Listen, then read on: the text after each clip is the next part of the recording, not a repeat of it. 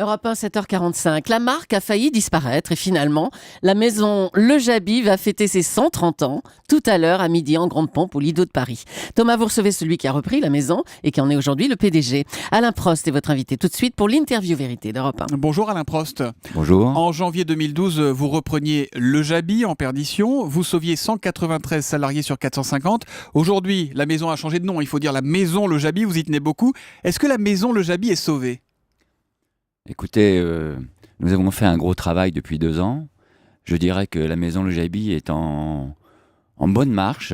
Nous avons encore du travail à faire, des progrès, des parts de marché à reconquérir, en particulier à l'étranger. Mais je dirais que le plus dur est fait. Et ça, c'est très positif. Ça veut dire qu'on est dans la conquête de parts de marché. On n'est plus dans une opération de survie ? Exactement. Je pense que la survie, la reprise, c'est derrière nous. Aujourd'hui, nous regardons devant et c'est la reconquête qui nous intéresse, la reconstruction et l'investissement du futur. Ça veut dire, Alain Prost, qu'aujourd'hui, on peut être compétitif en France quand on est dans le textile ? Ça va quand même à l'encontre d'une idée reçue. Écoutez, ça dépend aussi des projets qu'on a. Moi, j'avais un projet qui était basé sur le savoir-faire de cette maison qui est énorme, puisque c'est un savoir-faire de 130 ans. C'est un peu une petite partie du patrimoine français. C'est un savoir-faire qui ne pouvait pas disparaître, qui ne devait pas disparaître. Mais qui était voué à disparaître quand on voit les conditions de concurrence, les conditions de fabrication en Chine, en Tunisie, etc. On se disait qu'il n'y a plus de place en France pour le Jaby. En fait, si on décide de sortir par le haut, comme on peut dire, et de créer une ligne avec un savoir-faire qui explique un produit différent, un produit avec une forte valeur ajoutée que les consommatrices vont comprendre et comparer avec ce qui se fait de mieux sur le marché international. Alors, on se réjouit que la maison Le Jaby aille bien. Si on regarde dans le détail, on s'aperçoit quand même que vous ne faites pas que du Made in France, loin de là. Vous produisez une grande partie de votre marchandise, où ça en Tunisie principalement, c'est ça ? En Chine aussi ? Non, pas en Chine. Nous produisons une partie de notre collection en Tunisie, une grosse partie. Mais vous savez, la production, c'est 2 mois sur les 18 mois qu'il faut pour développer une collection. Donc c'est vraiment en amont de la production. Nos équipes travaillent pendant 16 mois pour faire une collection.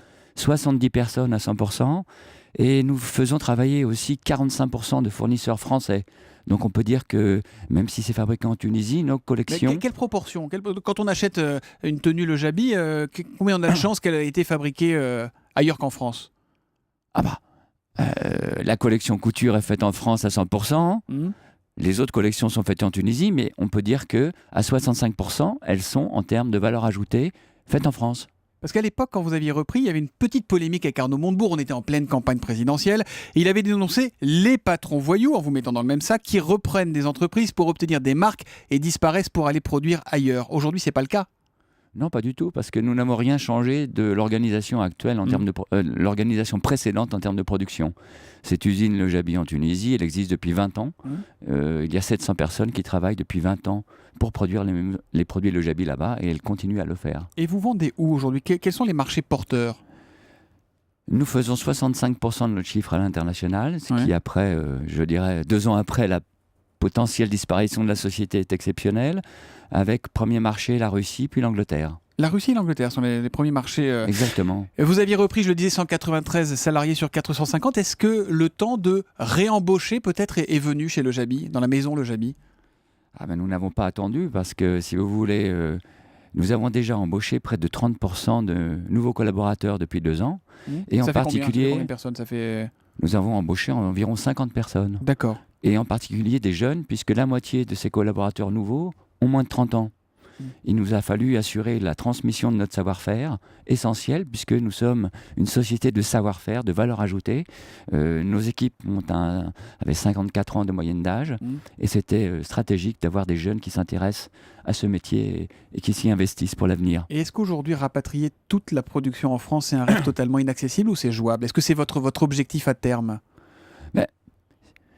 Notre objectif, c'est de faire toujours plus de créer toujours plus de valeur ajoutée en France. Nous le faisons grâce à la collection couture, qui est 100% faite en France et qui se développe très bien. On double le chiffre d'affaires cette année. Nous le faisons aussi en maintenant de plus en plus des fournisseurs français sur nos produits. Et donc au total, la valeur ajoutée française de notre société est de plus en plus importante. C'est pas complètement la réponse à ma question, mais on comprend que c'est compliqué. Non, mais on ne peut pas simplement parler de la production, il faut parler de la valeur ajoutée. Il n'y a pas que la production qui compte. Je vous ai expliqué que sur 18 mois pour développer une collection, seuls 2 mois représente la production. Donc il faut considérer le tout.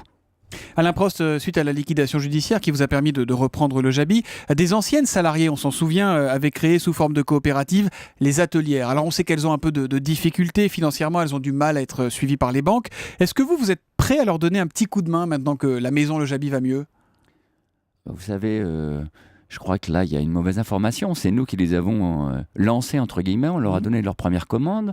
On leur a vendu des machines pour une bouchée de pain et elles travaillent pour nous encore aujourd'hui, ces semaines. Elles produisent pour vous ? Mais bien sûr, ce sont des sous-traitantes avec nous, un atelier qui travaille en particulier sur la collection couture depuis le début de leur projet.